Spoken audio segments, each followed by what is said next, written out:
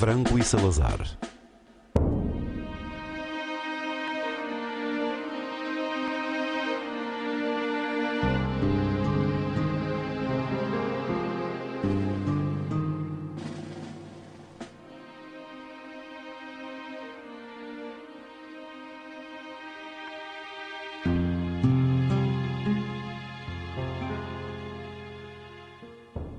Creio que foi no ano 60 do século passado que descobriu o Tejo enquanto rio caudaloso, longe das angústias de que a minha castela natal era vítima.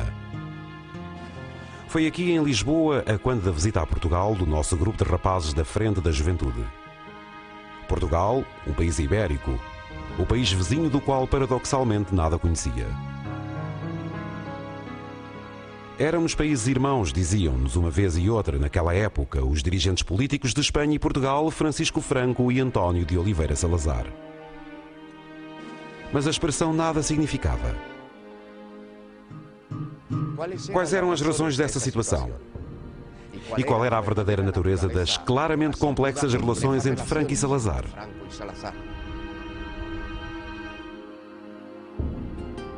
Regressamos à Espanha. Agora, passados os anos e restituída a democracia, a longa época de Franco e Salazar parecia perdida na obscuridade.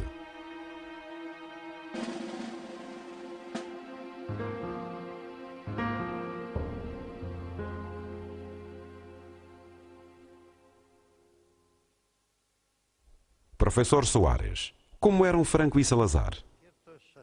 Em determinados aspectos eram muito parecidos, mas noutros não.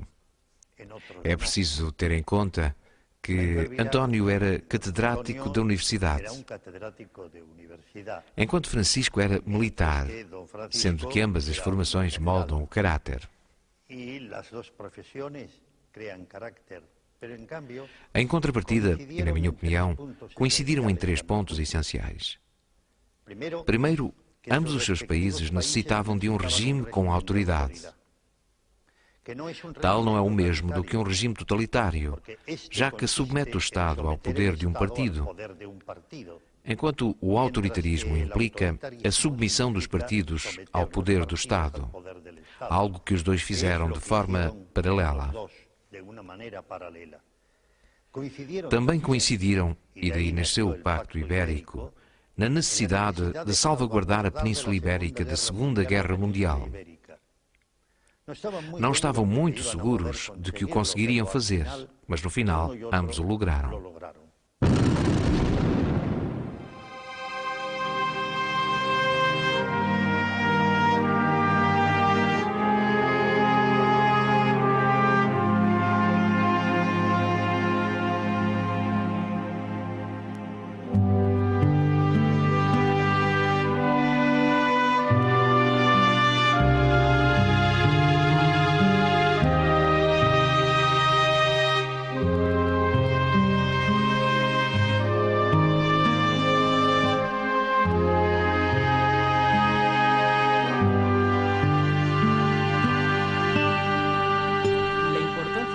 Fundamentalmente, a importância do Bloco Ibérico é de demonstrar 2 coisas. A primeira é mostrar que a Península Ibérica é um todo estratégico, ou seja, perante a divisão do mundo em 2 blocos, a Península Ibérica deve ser considerada como um todo estratégico. A segunda é demonstrar também aos aliados ocidentais que ambas as ditaduras estão de acordo em manter-se e apoiar-se mutuamente e que ambos os regimes são uma garantia de paz e estabilidade.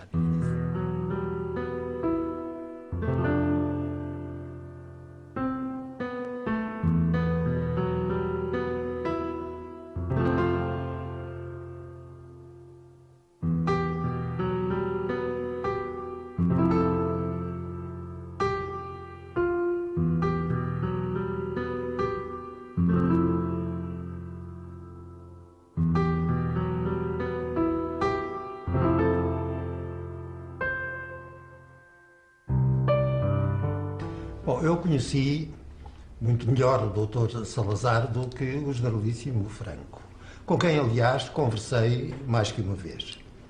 E há diferenças fundamentais entre ambos.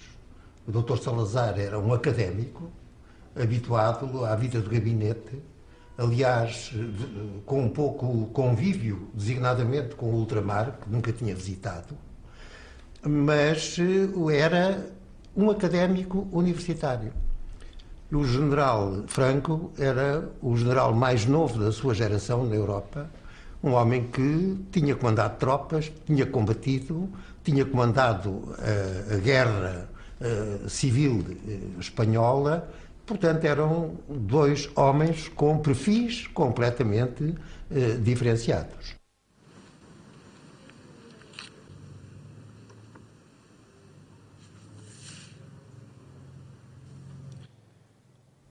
Ambos os países se comprometem a defender os valores raciais e a civilização cristã.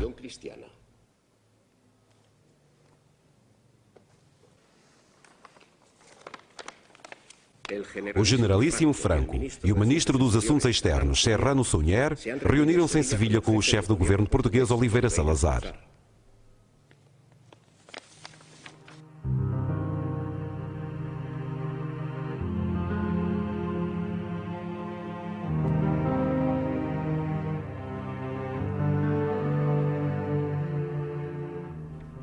À margem da retórica utilizada então, o Tratado Ibérico, o Bloco Ibérico, pressupõe também uma afirmação categórica de neutralidade e não beligerância num período de guerra mundial.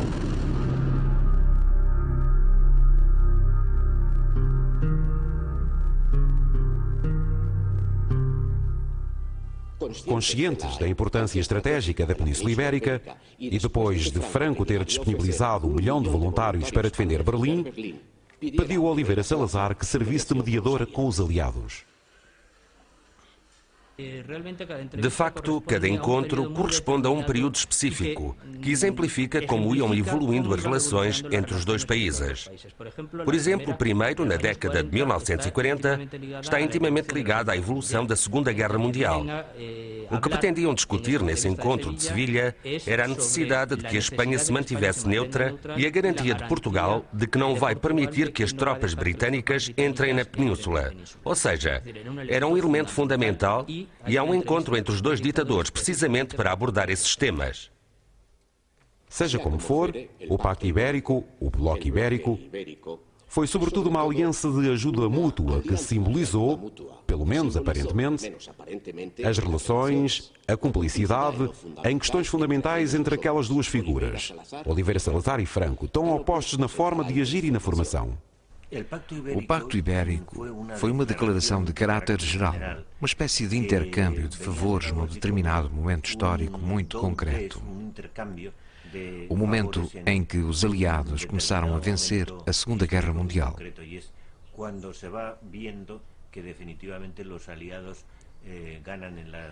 Até então, as relações entre Portugal, o Portugal salazarista e a Espanha de Franco eram muito complexas.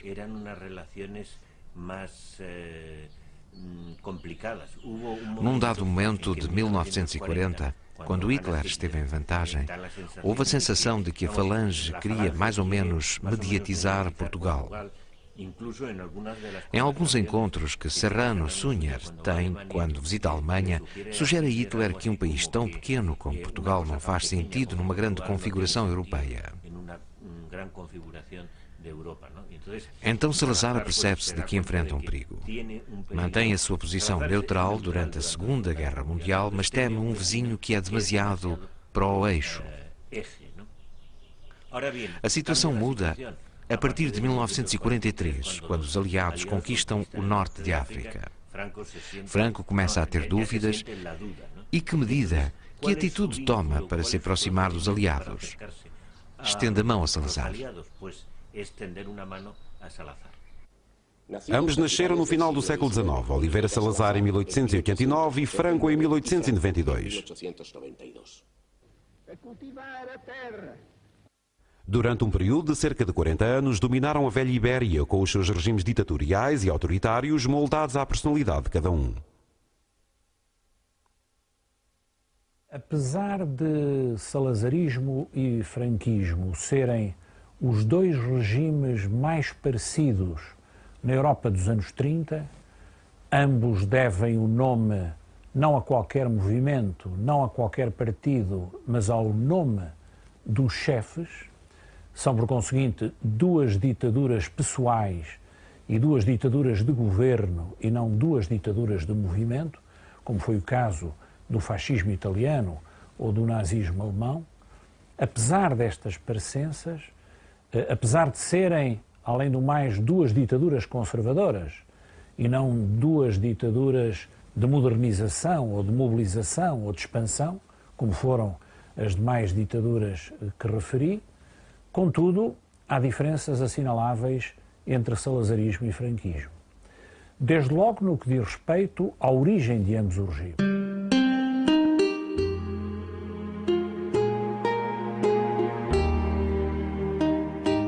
O Portugal salazarista, já sem Salazar, acabaria com a Revolução dos Cravos em 1974.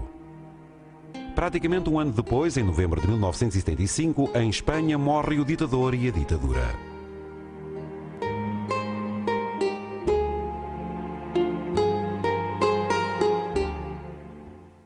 Españoles, al llegar para mí la hora de rendir la vida ante el Altísimo y comparecer ante su inapelable juicio, pido a Dios que me... Contudo, desde 1945, terminada a Segunda Guerra Mundial, e durante 30 anos, Espanha e Portugal e os seus respectivos regimes políticos constituíram uma exceção, uma anomalia, quase um anacronismo no conjunto da Europa Ocidental. Só o anticomunismo radical de Franco e Salazar e a Guerra Fria entre as potências ocidentais e a União Soviética podem explicar em parte esta situação. Havia certamente uma proximidade essencial. Ambos viveram uma época em que o perigo soviético era considerado importante por ambos. Embora o Dr. Salazar examinasse esse problema mais do ponto de vista da salvaguarda dos valores ocidentais, da posição de dominância da Europa no mundo, e o generalíssimo Franco, tendo conduzido uma campanha também invocando o combate contra os valores, contra os projetos soviéticos, o general Franco tinha uma visão mais de agressão em movimento, era uma visão mais estratégica. Ambas as ditaduras foram longos regimes. No caso português, o salazarismo, e no caso espanhol, o franquismo. Contudo, foram ditaduras que também se modificaram ligeiramente. Não se pode dizer que, desde a origem até ao final, tenham mantido os mesmos pressupostos ideológicos ou sociais, embora haja muitos aspectos comuns. A ditadura de Salazar antecipa-se uns anos à de Franco. Mas ambas terminam, mais ou menos, ao mesmo tempo. As duas dictaduras mais ou menos ao mesmo tempo.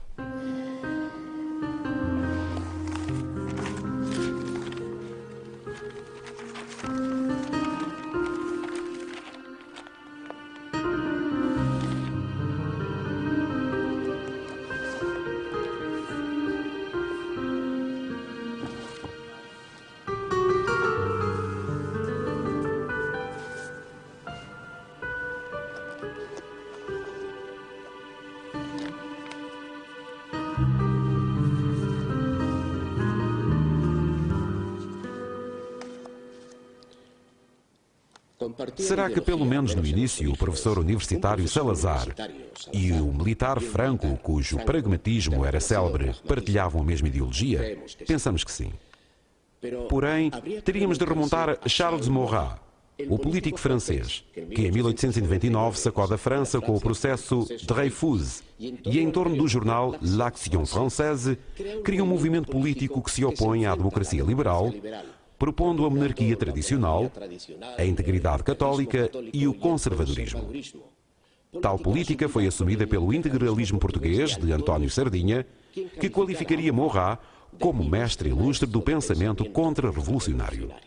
Eu aí creio que tem um peso importante na forma como os salazaristas viram Espanha, tem um peso importante a figura de António Sardinha. António Sardinha era um ideólogo monárquico, organicista, monárquico reacionário do início do século XX. Morreu relativamente cedo, jovem, em 1925, e morre justamente em Espanha, no exílio. A República obrigou-o a sair, pelas suas conspirações antirrepublicanas, obrigou-o a sair do país e formula, a partir de Espanha, um princípio muito curioso, que é a ideia de que recupera essa ideia histórica de que Portugal é uma espécie de cabeça de Espanha. Ou seja, concebe a Península como uma unidade, mas uma unidade bistatal, com 2 Estados, e produz uma interpretação ideológica, evidentemente histórica, de Espanha Estado e da Espanha Península Ibérica, como sendo, na história, desde, vamos imaginar, a Idade Moderna, como sendo o que ele chama o braço armado do papado, o braço armado da cristandade. Interpretada a Espanha desta forma. Finalmente instaurada já em Espanha a Segunda República, publica-se a 15 de dezembro de 1931 a revista Acción Española, que Franco subscreve desde o primeiro número. Os seus colaboradores são figuras tão significativas quanto José Calvo Sotelo, Ramiro de Metzo, Eduardo Aunoz e Pedro Sainz Rodrigues. A principal diferença do salazarismo em relação ao franquismo é que desde a sua origem, desde a sua constituição, o regime de Salazar teve um domínio das ideias católicas.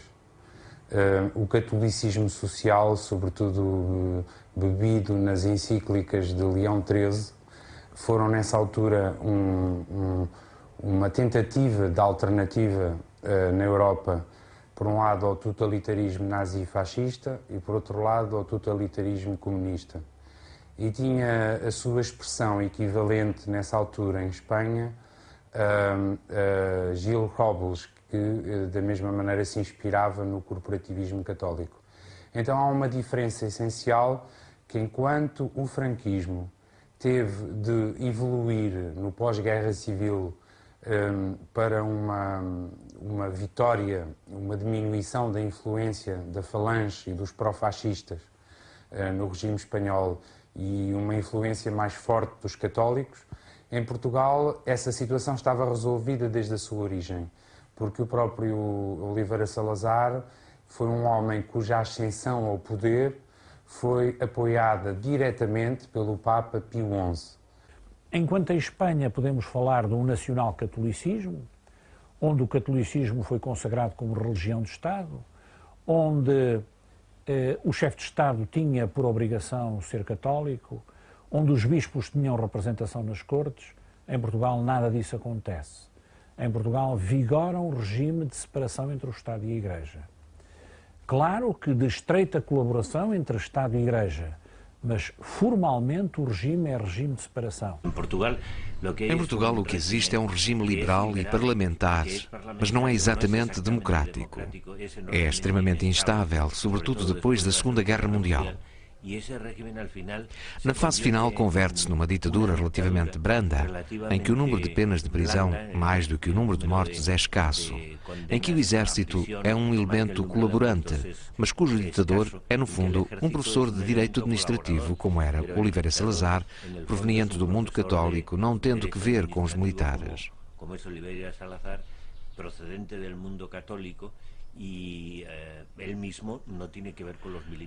Os militares ficam reduzidos ao posto de Presidente da República, um cargo mais representativo e politicamente menos relevante. Desse modo, a origem da ditadura espanhola é praticamente o único caso em que uma situação liberal parlamentar, esta sim muito mais democrática em termos de uma maior participação dos cidadãos do que em Portugal, degenera na conjuntura trágica dos anos 30, degenera numa guerra civil. La coyuntura trágica de los años 30 en una guerra civil.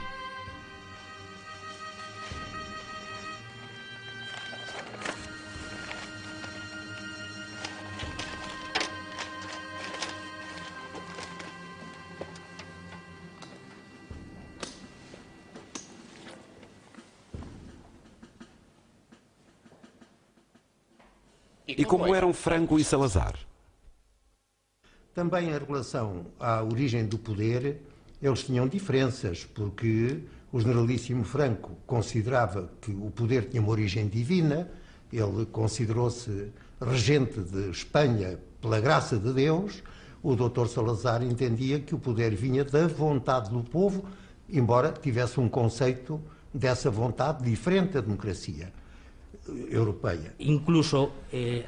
Ambos os ditadores sentiam um certo antagonismo mútuo. Não se entendiam especialmente bem.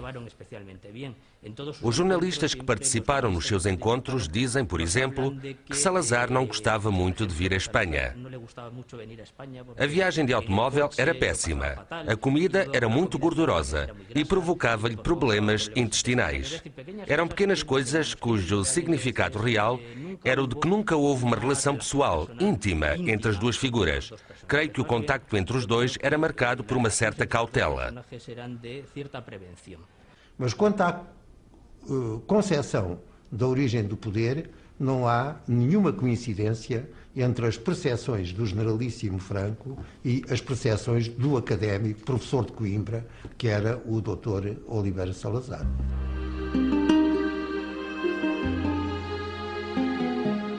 Desde que, em 1910, se proclamou a República Portuguesa, estabelecendo-se a separação entre Igreja e Estado, o casamento civil e o divórcio, o direito à greve e o anticlericalismo explícito que implicou a expulsão dos jesuítas, e apesar da sua solidez, o regime foi alvo de sucessivas tentativas de restaurar a monarquia e sublevações da esquerda radical.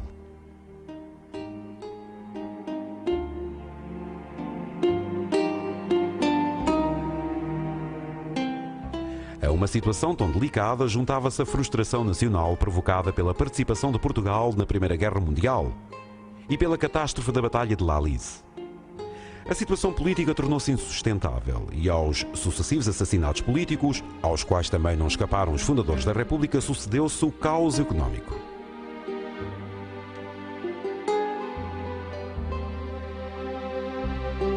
Em 1926, o general Costa Gomes dava um golpe de Estado.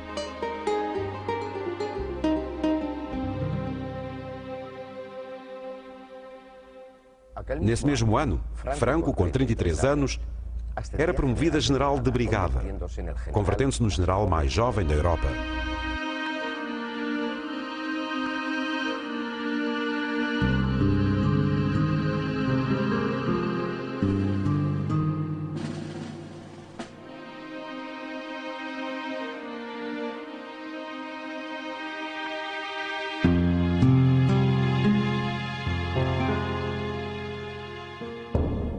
Salazar era professor de Finanças na Faculdade de Direito da Universidade de Coimbra e foi chamado pelos militares da ditadura militar a ocupar a pasta das Finanças pela sua competência técnica ou científica.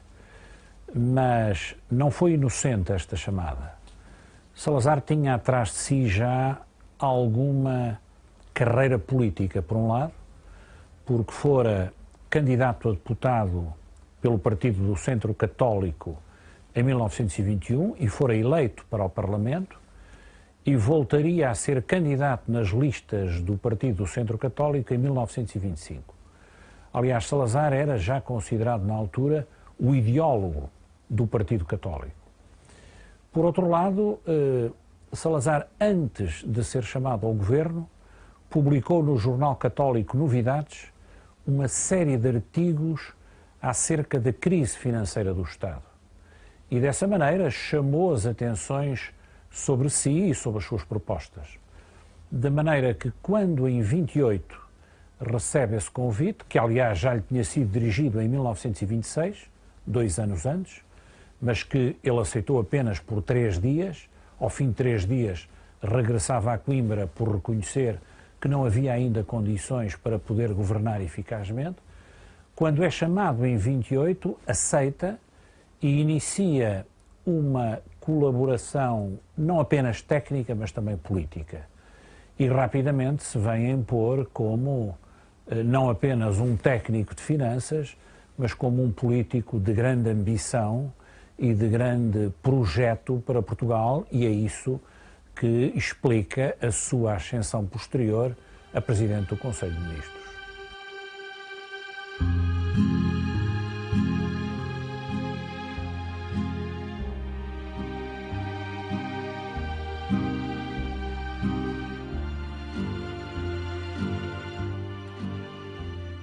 Salazar logra uma espetacular recuperação da situação económica. A sua obsessão pelo equilíbrio orçamental, uma constante em toda a sua vida, levaram alguns a considerá-lo um excelente contabilista. O certo é que estabilizou o escudo e reformou a administração. Tinha motivos para dizer a sua célebre frase: sei muito bem o que quero e que rumo sigo. Não discutimos Deus.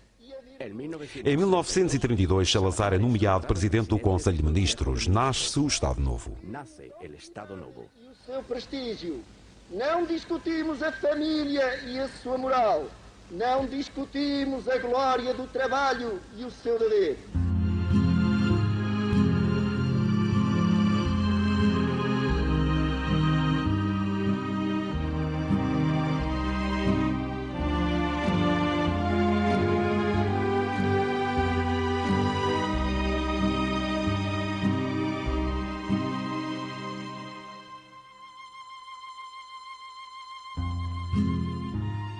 Em 1933, Oliveira Salazar logra a aprovação de uma nova Constituição, a Constituição do Estado Novo, a primeira Constituição corporativista do mundo.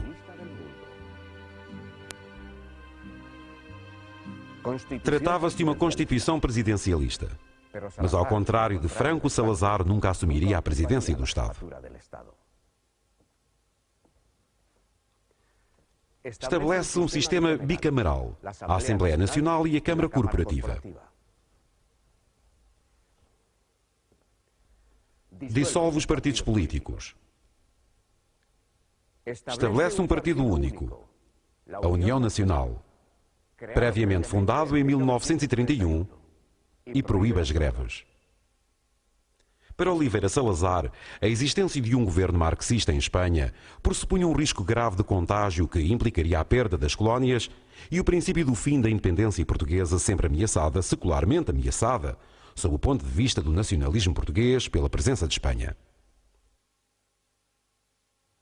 O salazarismo, como o resto do nacionalismo português, por exemplo, o nacionalismo republicano, tinha que forçosamente, tinha quase, eu diria, inevitavelmente que ser anti-espanhol. Toda a sua construção histórica, da justificação de Portugal, em grande parte é essa. Por que o perigo espanhol?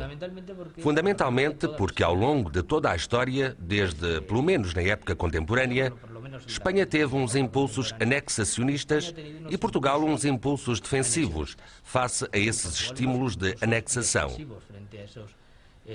Inclusivamente, o nacionalismo português estrutura-se, em grande parte, de acordo com um princípio básico que é o anti-espanholismo, a precaução face ao espanhol. Esse foi um dos elementos que configurou o pensamento político português de uma forma estrutural, de uma forma profunda. Quer a direita, a esquerda, os republicanos e os monárquicos participaram nessa prevenção anti-espanhola. Seria correta? Em alguns casos, sim. Por exemplo, são claras as pretensões ou veleidades iberistas de Afonso XIII. Durante a República, os republicanos tiveram sérias veleidades iberistas. Oliveira Salazar, que entre outras coisas na época republicana foi confrontado com conspirações de esquerda, mais ou menos patrocinadas por Azaña, situações descritas nos diários do próprio, teve a noção clara disso desde o início. E do lado da Espanha, o perigo português. Podemos dizer que, do ponto de vista português, havia o medo, a síndrome da invasão espanhola. Do ponto de vista espanhol, havia a síndrome do perigo português como retaguarda inglesa. Ao contrário do que sucedeu com o golpe de Estado em Portugal, em que não houve derramamento de sangue, em Espanha a sublevação contra a República, que levaria Franco ao poder, começa com uma sangrenta guerra civil. Desde um primeiro momento, Oliveira Salazar manifesta uma vontade clara de ajudar a Espanha de Franco. Reconhece-a diplomaticamente e rompe com o governo republicano de Madrid através de uma carta enviada em 23 de outubro de 1936 ao embaixador em Lisboa, o historiador Cláudio Sanches Albornoz. Trocaram-se representantes entre Lisboa e Burgos nas pessoas de Pedro Teotónio Pereira, que tinha sido ministro do Comércio e homem de total confiança de Salazar, e Nicolás Franco, irmão do caudilho, que, convertido em embaixador em 1938, desempenharia funções até 1957. Tornou-se evidente o caráter peculiar que seria qualificado como diplomacia pessoal das relações entre Franco e Salazar. A partir de 36, com a Guerra Civil, com a Guerra em Espanha, o regime ditatorial português aposta a sua própria estabilidade e sobrevivência no triunfo de Franco.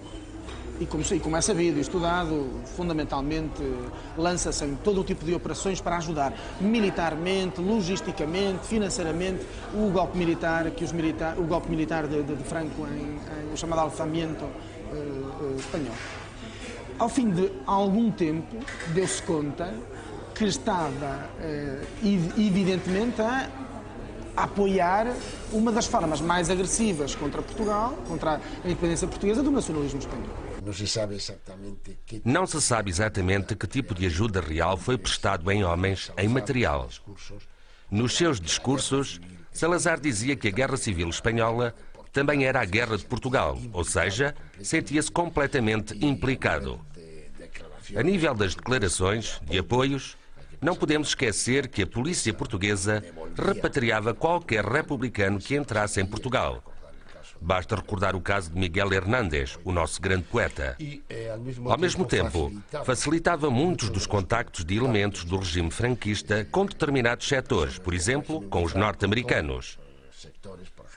Sem dúvida que, nesse aspecto, o trabalho realizado pelo irmão de Franco foi importante para a causa franquista. Houve uma disponibilização de um determinado número de pessoas, que não se sabe se foi muito ou pouco elevada, embora creia que não o deva ter sido, nem sequer a nível de bens. Contudo, não deixou de ser um grande apoio logístico, diplomático e político, entendendo-se que a Guerra Civil Espanhola também era a vitória, também seria a vitória do regime de Salazar.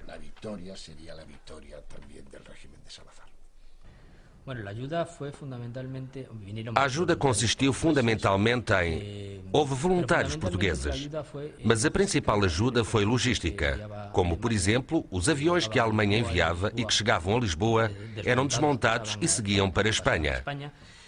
Também foi uma ajuda diplomática e estratégica, no sentido interno da guerra. Portugal, fiel ao movimento franquista, descongestionou a fronteira oeste para que o exército franquista não tivesse de se preocupar com o que sucedia na sua retaguarda e pudesse avançar até Madrid, até à região este, um facto fundamental no desenrolar da guerra. Além disso, Salazar teve um papel fundamental como embaixador diplomático. No Comitê de Intervenção, levantou obstáculos contra todas as propostas que não eram favoráveis à República. Fez todos os possíveis para que o Comitê fosse totalmente inoperante e conseguiu. É claro que contou com a ajuda dos restantes países e com a inação britânica. Mais do que perguntar se Salazar foi decisivo para a vitória espanhola, seria mais pertinente perguntar se Franco poderia ter ganho a guerra sem a ajuda portuguesa. Eu creio que não.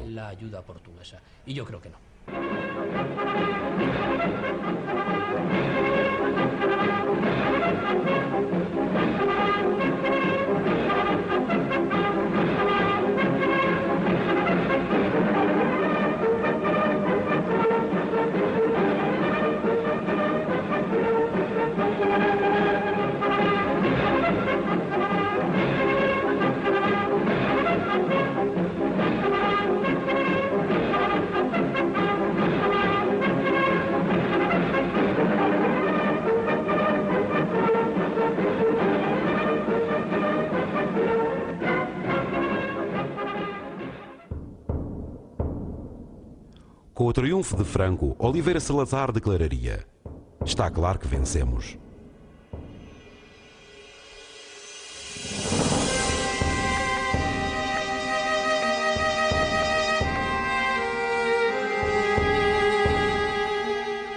Ao contrário de Franco, que foi e se sentiu um militar durante toda a sua vida e cuja única instituição em que confiava realmente era o exército, Salazar nunca se esqueceria da sua carreira docente.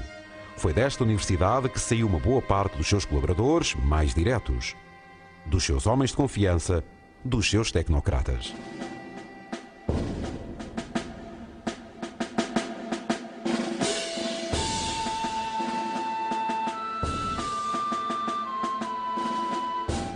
Esta Universidade de Coimbra, a primeira universidade portuguesa e uma das mais antigas da Europa, também foi a Universidade de Oliveira Salazar, que, enquanto catedrático, deu aulas de economia política desde 1918. Bom dia, professor.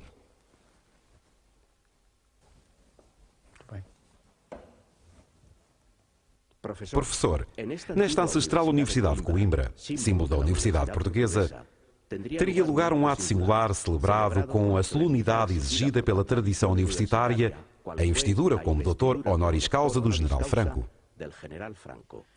Ora bem, em primeiro lugar eu gostava de dizer que foi daqui que saiu o cortejo de Franco para a Sala dos Capelos, quando ele foi doutorado honoris causa.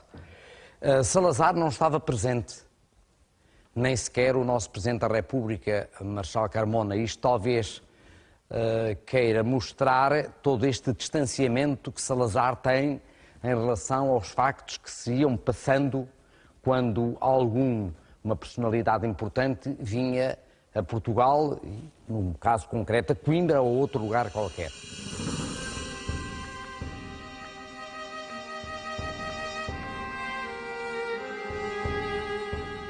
Em definitivo, poderia pensar-se que, devido à sua condição académica no momento de honrar Franco, Salazar escolhera que fosse investido doutor honoris causa pela Universidade de Coimbra.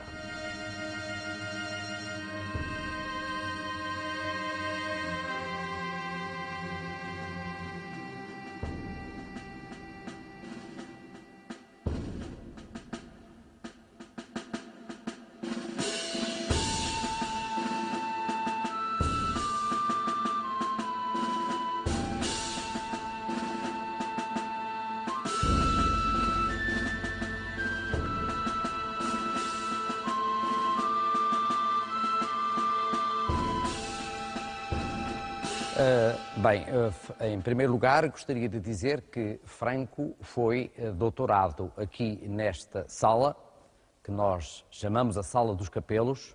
O capelo é a capa pequena, que é um símbolo dos doutores. Também tem exatamente um birrete, que é a borla.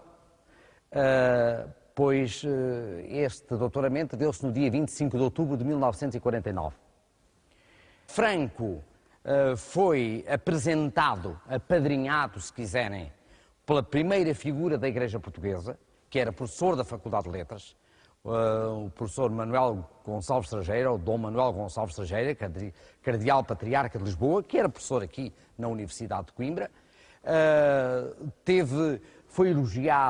Foi elogiado exatamente por um outro homem que era uma figura fundamental da intelectualidade católica portuguesa, um professor da Faculdade de Direito, o professor Guilherme Braga da Cruz, que, na verdade, chamou a atenção para o significado, digamos, cruzadístico de Franco. Por conseguinte, que eu gostaria de salientar que a lógica que aqui aparece desde os anos 30, 36, naturalmente, com o início da Guerra Civil, é um apoio claramente dado à Espanha de Franco, e por isso mesmo o doutoramento honoris causa de 1949 é o seu epílogo, é todo um processo de relações que se começam a estabelecer a partir daí. As relações culturais entre Portugal e a Espanha eram velhas, havia homens muito ligados em Portugal à Espanha, em Espanha ligados a Portugal. Lembremos, sei lá, o caso de Miguel Unamuno, que foi um observador aqui da realidade portuguesa em 1935 e que, do meu ponto de vista, deu uma imagem do que se estava a passar aqui com o Estado Novo, uma imagem fundamental, sintética, chamou ao nosso Estado um fascismo de cátedra.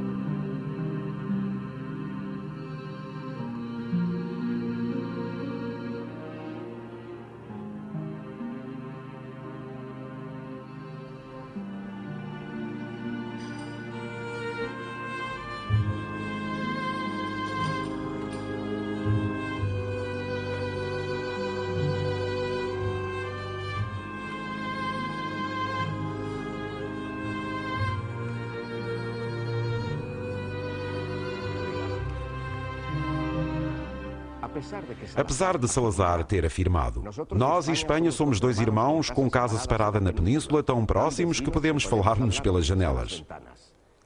E de Franco proclamar que Oliveira Salazar era o homem de Estado mais completo que tinha conhecido, as relações entre os dois países limitavam-se à diplomacia pessoal e ao apoio mútuo reiterado no Tratado de 1938 às suas pessoas e aos seus regimes.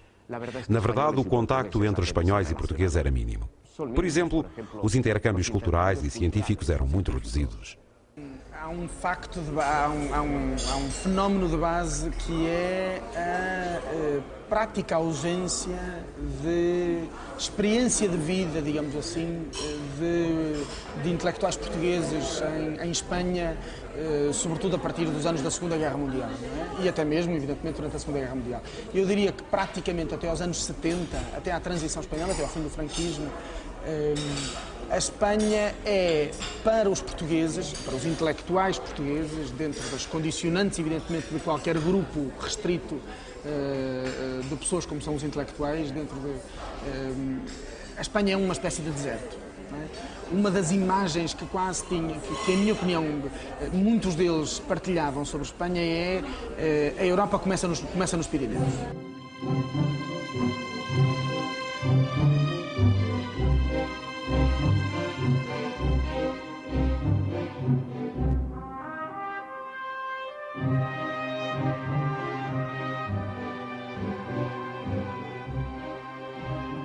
A partir de Madrid e de Lisboa, a partir do Pardo e de São Bento, ambos os ditadores tratavam de articular as relações políticas e, com menor êxito, as económicas, mostrando significados no momento de estabelecer laços culturais.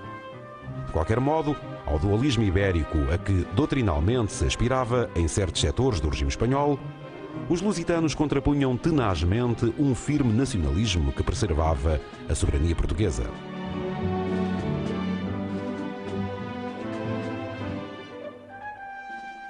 Desse modo, a partir do Pardo ou de São Bento, e sempre com base na relação pessoal de Franco e Salazar, continuaria a política de mútuo apoio, mais necessária à Espanha do que a Portugal, pelo menos no contexto internacional, que tolerava a existência da oposição política desde 1945 e desde 1949 fazia parte da NATO como país fundador.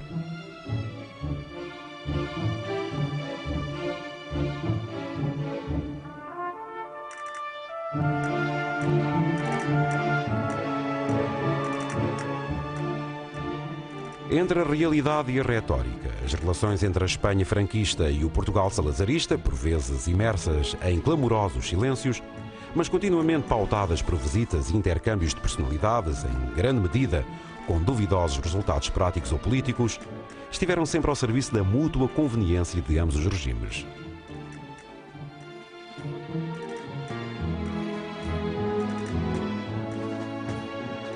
Neste sentido, e apesar das desconfianças históricas, foram sempre solidários.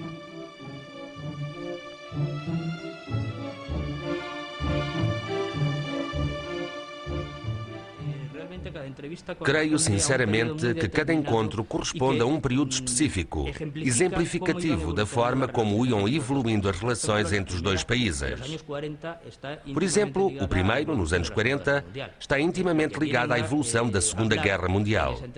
A ordem do dia desse encontro de Sevilha é a necessidade de que a Espanha se mantenha neutral e a garantia de Portugal de que não vai permitir que as tropas britânicas entrem na península. Trata-se de um aspecto fundamental que leva os dois ditadores a encontrarem-se para o discutir. O encontro seguinte, no ano de 49, é marcado pelas necessidades de Espanha de não ficar isolada após a criação da NATO, da qual o país foi excluído. Franco contacta Salazar com o intuito de demonstrar ao mundo ocidental que a presença espanhola é necessária. Em 1950, o encontro corresponde aos mesmos parâmetros de demonstrar que a Espanha é imprescindível para a defesa ocidental. O encontro de 52 tem os mesmos fins. O de 57 tem uma particularidade, pois quer Espanha, quer Portugal, têm de fazer face à criação do mercado comum. A ideia era a da criação muito genérica de algo que poderíamos denominar como um mercado comum ibérico. É a primeira vez que se estabelecem as bases e se estuda a possibilidade de estabelecer esse mercado comum ibérico. Os encontros de 1960, 61 e 63 têm uma relação lógica com um grande problema que Portugal enfrenta nessa época, a guerra colonial. E, contudo, praticamente não há nenhuma cooperação entre os dois. Pelo contrário, quando a Espanha se lança quando o governo de Franco se lança, desde a Guerra de Espanha, mas refiro-me ao período, sobretudo depois de 1945, na política da hispanidade e na atração, num início de uma política ibero-americanista, digamos assim, em Lisboa, diplomatas e intelectuais ficam furiosos, porque acham que lhes estão, primeiro, a roubar o Brasil, em primeiro lugar, portanto, a hispanicizar o Brasil e, por outro lado, a retirar um papel histórico que o nacionalismo português atribui a si próprio. Contudo, apesar das aparências, nos anos 1955 e 1968, a dita amizade tradicional hispano-portuguesa foi ensombrada pela hispanidade. Este conceito angular da política espanhola, que integrava todos os países da América Latina e as Filipinas, tentava incorporar Portugal e Brasil. Portugal protestou. Não aceitaria a criação de uma comunidade hispano-luso-americana.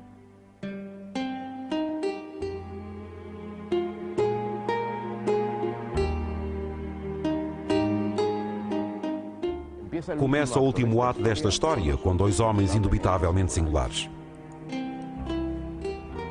Com a chegada da década de 1960, Portugal é alvo de uma crise provocada pelas guerras de libertação no vasto império colonial lusitano.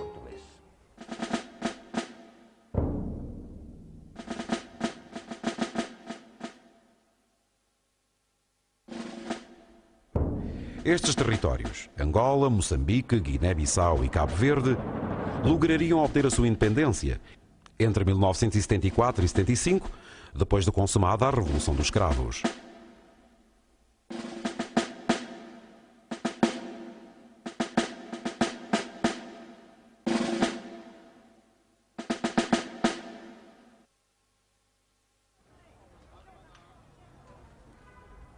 O povo espanhol, a sociedade espanhola, dissocia simplesmente do regime franquista, que passa a ser apenas uma superestrutura de poder. Surge uma Espanha aberta.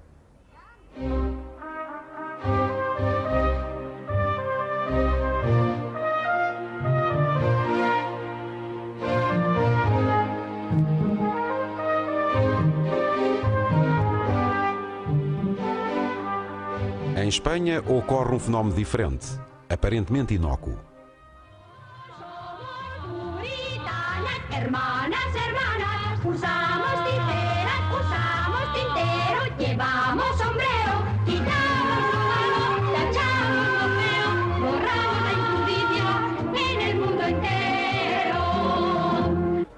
O salazarismo e o franquismo não podiam sobreviver sem os seus fundadores.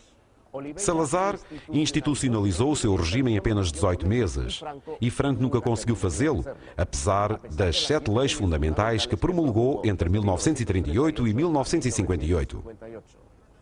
Num caso e noutro pertenciam ao passado. Eram inviáveis. Sem divisão de poderes, com câmaras políticas, cortes espanholas e Conselho Nacional do Movimento, carentes de qualquer representatividade, o franquismo, além do poder do seu ditador e do exército, revelava-se dia a dia sem futuro. Nem a Carta do Trabalho de 1938, a Carta dos Espanhóis de 45, a Lei das Cortes de 42, a da Sucessão de 47 e a Lei Orgânica de 67 foram suficientes para cimentar, bem cimentado, como dizia o seu fundador, o futuro do regime. O regime de Franco é uma ditadura mais pessoal. Inclusivamente existem disposições legais do pós-guerra segundo as quais o chefe de Estado pode ditar leis de caráter superior. E creio que é esta a expressão literal, sem necessidade da aprovação do Conselho de Ministros. É claro que se trata de um poder, nesse sentido, ilegalmente. Franco tinha mais poder do que, por exemplo, Mussolini. Não existiam instituições que funcionassem como contrapeso. Porém, Franco também era um ditador de arbitragem que não exercia a infinidade dos seus poderes, dando muita liberdade aos seus ministros.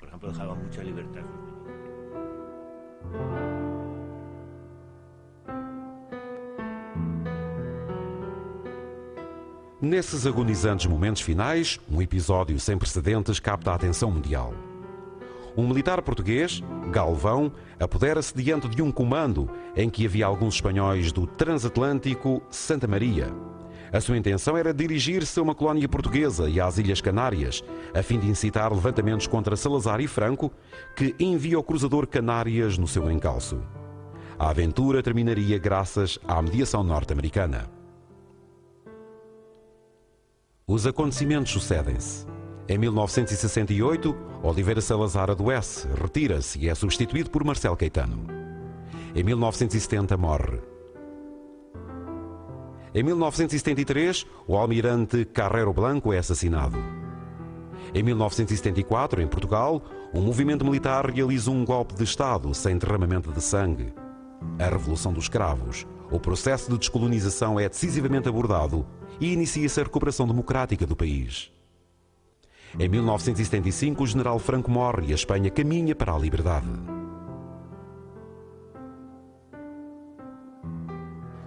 Hoje, Espanha e Portugal são países plenamente democráticos e membros da União Europeia. Franco e Salazar pertencem já à história. Mas não nos esqueçamos que se trata da nossa história. Versão portuguesa Santa Claus Audiovisual.